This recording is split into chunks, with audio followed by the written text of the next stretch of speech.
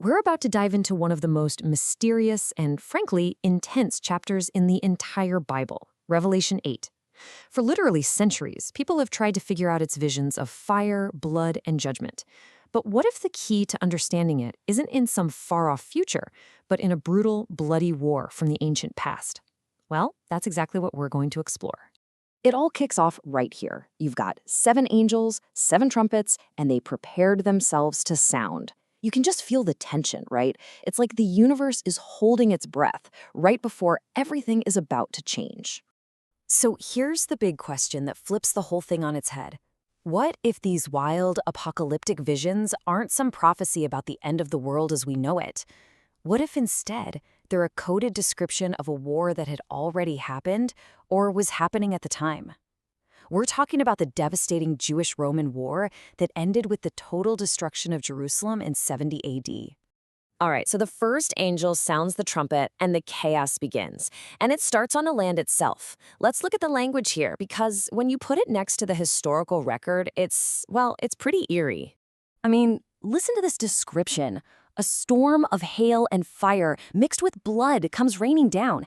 It's not just some random natural disaster, it's incredibly specific. A third of the trees are incinerated and all the green grass is burnt up. It's like the world is being systematically dismantled, piece by piece. And this is where the first historical connection comes in. The argument is that when the Roman army, led by Vespasian, marched through Galilee and Judea, what did they do? They used a scorched earth strategy. They burned everything in their path, farms, forests, vineyards, to completely crush the rebellion by starving them out. It was a man-made apocalypse. And you don't have to take my word for it. We have an eyewitness, the historian Josephus, who was right there. He wrote about what the Romans left behind, saying that where there used to be beautiful woods and parks, there was now, and this is his quote, nothing but desert and stumps of trees, a land with its trees and grass burnt up. It's an almost perfect match. Okay, so the second trumpet sounds and the destruction shifts from the land to the sea. And this is where the imagery gets even wilder and the historical connections get even more specific. Just try to picture this for a second. A huge, burning mountain is literally torn out of the ground and hurled into the ocean. The impact is so massive, it turns a third of the sea into blood. It's a crazy, over-the-top image.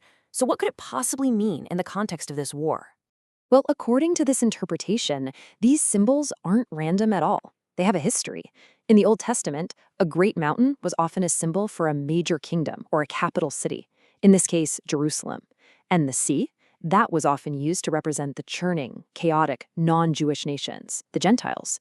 And in that time and place, the sea was shorthand for the overwhelming power of one Gentile nation in particular, the Roman Empire.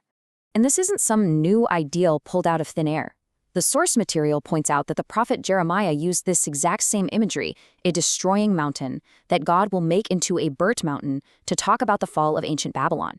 So it's a pre-existing prophetic code for a great kingdom getting totally wrecked. So, if you put it all together, you get the historical event, the fall of Jerusalem in 70 AD.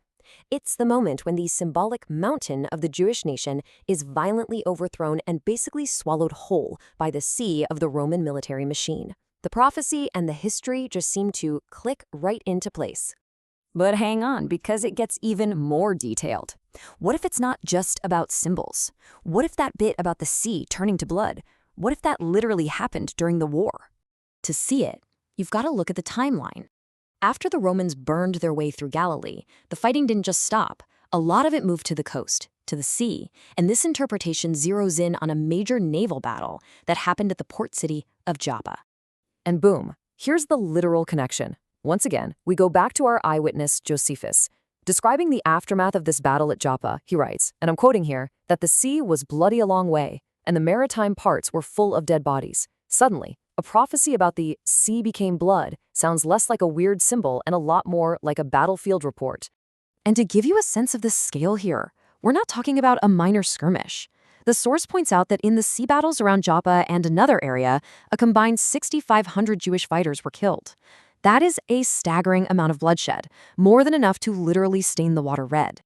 So when you step back, you've got these incredible parallels, some symbolic, some shockingly literal.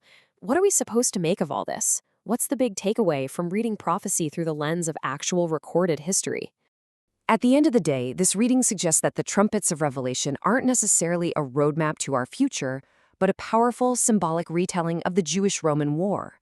It makes its case by decoding ancient symbols like the mountain and the sea, and then, crucially, laying them right alongside the graphic, eyewitness accounts from historians like Josephus. And that leaves us with one last really big question to chew on. Does an interpretation like this mean that history is just playing out some script that was written in advance? Or is it just part of human nature to look back on a huge catastrophe and try to find patterns, meaning, and maybe even prophecy buried in the chaos? It's a question that really gets to the heart of how we read texts like this.